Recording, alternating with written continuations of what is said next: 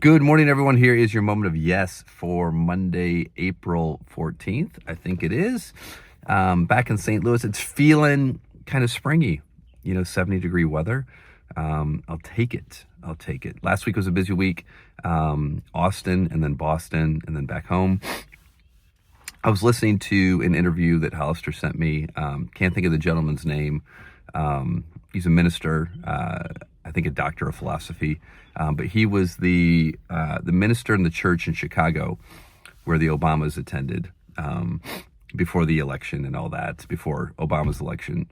And there was a lot of threats, and there was a lot of, his family was under protection, and it was a difficult time, a lot of threats coming to the home, and he's got young kids and things like that. And he was describing one night, woke up to a loud noise in the house, and so his wife was like, hey, you need to go check that out. So he's going through the house, he's got a baseball bat, right? There's been death threats and all this stuff, and he's, kind of right in the middle of sort of like chaos, right? It's like you're living under death threats and you hear a loud noise in your house and you go after it.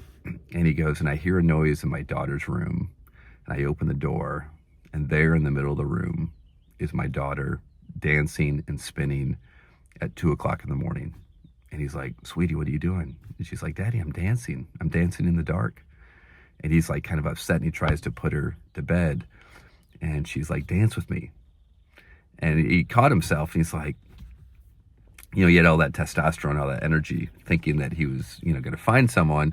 And despite all the chaos going on around him and the fear and everything going on around him, there's his daughter, this innocence, dancing in the darkness, right?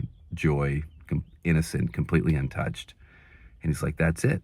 When you find yourself in the middle of the darkness, in the middle of, you got so much going on around you, can you find a way to dance in the darkness, right? That's finding freedom in the pain. That's finding joy in the unknown. And so I just love that idea, dancing in the darkness. So how do you need to dance in the darkness today or this week? That's your moment of yes for today. Have an awesome week, everyone.